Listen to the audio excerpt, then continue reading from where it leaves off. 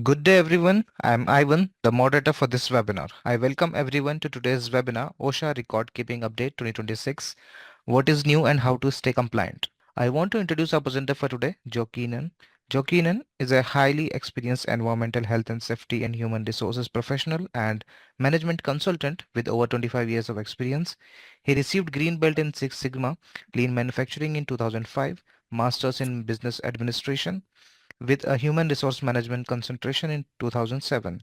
I would now like to hand over the floor to the speaker. Over to you, Joe. All right. Well, thank you. Good morning or good afternoon, everyone, depending on where you're logging in. Got a very timely and important topic to cover.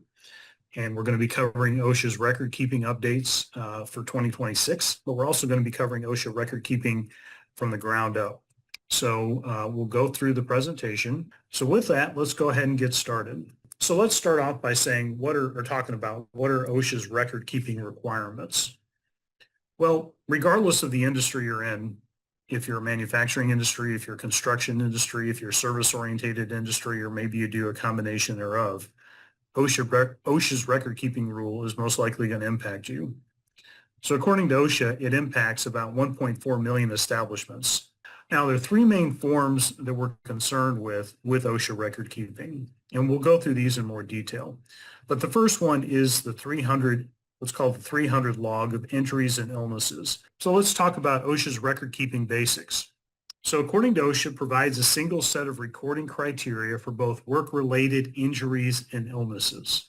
According to OSHA, it requires records to include a work-related injury or illness that results in one of the following. Under the old standard, we used to term lost work days, meaning that under the old standard, we would count scheduled work days, and now that's changed, and that's been in place for quite a while now. We count calendar days for employees to report injuries and illnesses and train their employees how to do that. Don't assume an employee knows how to report an injury. So this is called a privacy case.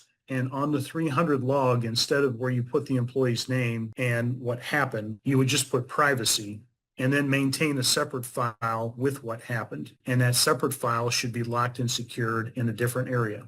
So how do I determine if a case is OSHA recordable or not? It has to be work-related. So any of that is considered OSHA's definition of travel status. Now, there are some exceptions. Let's talk about OSHA's definition of a new case. So you must consider an injury or illness a new case if the employee has not previously experienced a recorded injury or illness to the same type that affects the same part of the body, or previously experienced a recorded injury or illness of the same type that affected the same part of the body but had recovered completely. Once again, for record-keeping purposes, if you have a fatality, days away from work, restricted days, or transfer to another job, medical treatment beyond first aid, or loss of consciousness, that's all considered OSHA recordable. Now, when an injury or illness involves restricted work, again, you have to record that on the OSHA log. A recommended work restriction is recordable only if it impacts one or more of the employee's routine job functions. Now, first aid. This is OSHA's definition of first aid, and it's very strict. Now, the annual summary.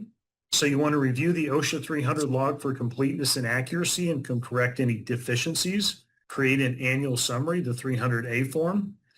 So you have to post the annual summary form at a conspicuous location, typically where employee notices are posted.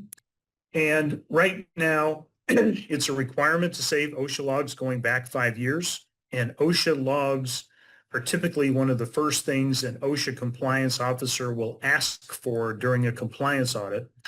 All work-related inpatient hospitalizations of one or more employees, you have to report that to OSHA and record it on the OSHA log. How do I report that to OSHA? Well, if you're a federal OSHA state, you can call the 1-800-321-OSHA. So a complete report under the final rule must include the following. Employer's name, location of the reportable event, the time it occurred, the type of reportable event it is, number of employees affected by the reportable event, names of all employees affected, the employer's contact person, his or her phone number, and a brief description of the work-related incident. All right, now let's talk about 2026 updates. Now, these requirements are establishment-based, not company-wide, and applicability is determined by your NAICS code, NAICS code, and establishment size. So here's the website, OSHA.gov/injury reporting. Now, To find out specifically how your industry is impacted, you want to look up your NAICS code, NAICS, North American Industry Classification System. I highly recommend you subscribe to OSHA's Quick Takes newsletter. Well, thank you. Well, we covered a lot of ground in a short amount of time. I wanted to give you a solid foundation of OSHA record keeping and reporting requirements to OSHA, the changes that have occurred in 2026. So with that, hope you all have a great rest of the day. If anything comes up, feel free to, any questions come up after this, feel free to reach out. And hope you have a good rest of the week. Thank you, Joe. That concludes the session for today. Thank you everyone for participating. You may all disconnect now. Have a great day.